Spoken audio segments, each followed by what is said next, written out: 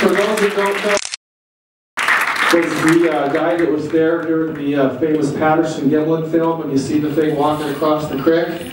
Well, he was on horseback with Roger Patterson. Roger was filming as Bob was watching, and Bob's been a great friend for the last 10 years. Bob lived in Acamon, I live in Wenatchee, and we've really gotten to be good friends. And Bob really wants to, you know, he's trying to find the end of this thing too, because you can't even believe what he's been doing the last 50 years because of the film. And so I would just love to see some resolution for Bob too on this whole thing. You know, a lot of people, we all know they're out there. I just think we just need to try to educate the people and take it to that next step and show them. That's what I want to do, show them that this thing is really a unique, special creature, and we should treat it with, you know, like you would treat one another. Here's Bob Gimlin. Thanks, you guys. Thank you, Paul. And I'll say again what Paul just got said. Thank all of you folks for being here. It's just, this is incredible. I'd like to meet each and every one of you and talk to you about your experiences. But I know I can't do that, but I see some of the people that have been here, and I spoke a little bit to them before. But I know it's getting late, folks, so I won't take a whole lot of time, because if I talked about all of the experiences I've had through the last 40-some years, it would take me a week to go through it, and you'd get so bored you'd fall asleep, I'm sure. So consequently, I'll just talk a little bit, and I do appreciate the personnel of this museum allowing us to be here. Of course, I'm close friends with Paul, in my opinion. You've seen what he has to offer here. He's one of the best field researchers that I know of, and I say that I know of, in the business at this present time. And I still go out some, but I'm an equine teacher. They used to call it a buckaroo cowboy, but I don't call it that anymore. I work with horses and mules and try my best to get them so other people can ride them safe and comfortable wherever they feel that they should be able to go, or especially in the mountains or wherever. I've rode track horses. I rode horses go to the track, and I drive teams, and I drive harnessed horses. So I won't go into that anymore. I know you're not too much interested in all that stuff. I'll talk to you just a few minutes, if you will allow me, about how I got involved in the Bigfoot phenomenon. I knew Roger Patterson from the rodeo circuit in the late 50s, mid and late 50s, and I didn't see Roger for quite a few years. He come by my place one day and got out. He had been sick and had some kind of sickness that I'm not really aware of, or I'm aware of it, but don't know how to explain it. But anyway, he got out of his pickup truck and had some big plaster casts with him. And he said, Bob, have you ever seen any of these Bigfoot casts? And I said, well, no, I haven't seen any of these before, but they're certainly big. So Roger started telling me about the Bigfoot. We call them Bigfoot, which now most people are Sasquatch. But at that time, I was riding quite a few young horses into the mountains, and I would go past Roger Patterson's place and stop to see how he was doing, see if he was getting better, and he was riding a few horses also. So he'd asked me if he could go with me to ride young horses in the mountains. Of course, I'd always do it on weekends. And Roger would load his horses and go with me. Well, sitting around the campfires at night, he had these little battery-powered cassette players, and he'd play testimonials about different people that had experiences with Bigfoot and had found lots of plaster casts and actually cast them.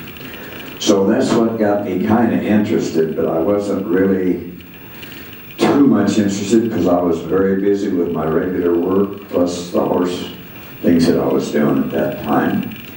Until he kept on doing this every time I go by, and stop and pick him up and take him in the mountains with me. So I started thinking, well, you know, there's got to be something out there. So in early '67 would be last of August, 1st of September. On Labor Day weekend, I had 3 days off from work. Roger wanted to go over to the Mount St. Helens area and ride around, because at that time that was a pretty active area. Been lots of evidence over there, and still is, of course. But so we went over there and we camped out and rode our horses up through the mountains. It started raining really, really hard. So everything got wet, so we came on back. I went back to work on Tuesday morning, and about 3 or 4, or how many days exactly, Roger come driving into my driveway, all excited. He said, "Bob, can you take me to Northern California?"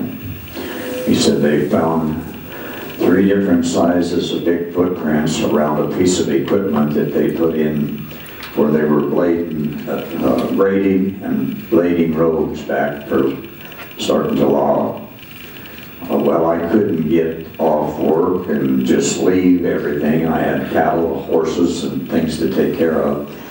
So we didn't get away until the last few days in September. So that put us down in the Bluff Creek area around October 1st.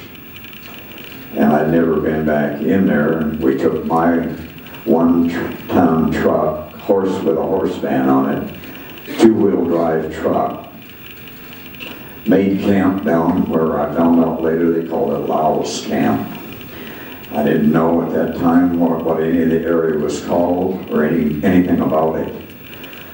But it was really nice country, lots of woods, and so we rode day after day until October 20th, 1967, a day after my 36th birthday. We come up a creek bed and ran onto this creature.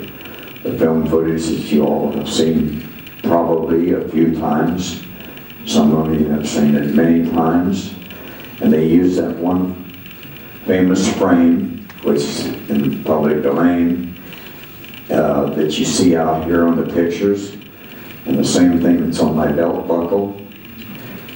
And that picture, the reason this creature is turning, and I will call it she now, but at that particular time I had no idea what a she or a he or whatever they were supposed to look like. So I did not know this until later on.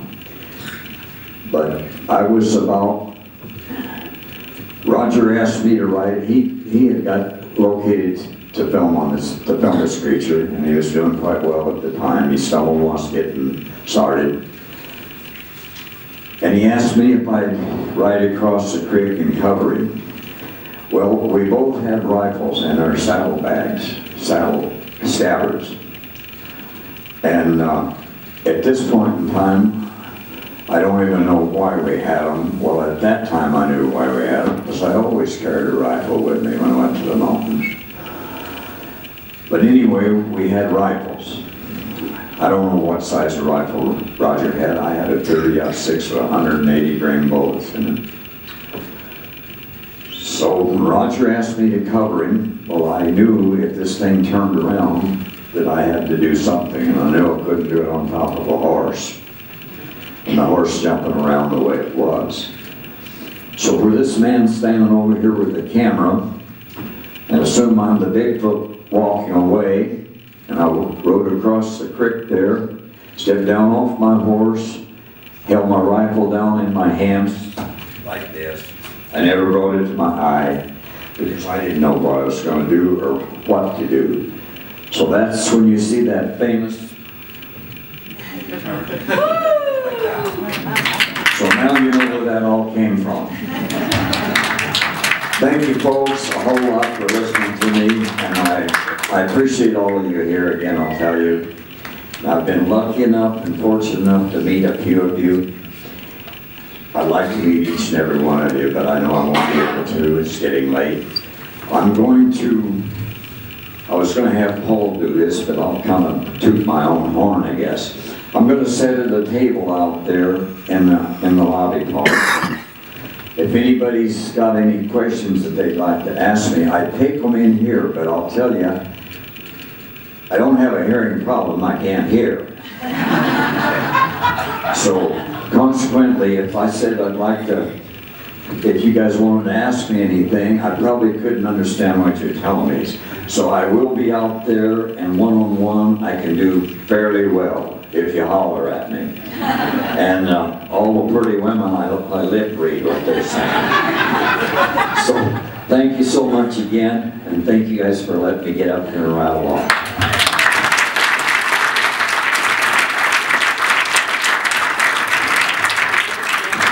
Alright, and it's going on 8 o'clock. You need to leave, that's fine.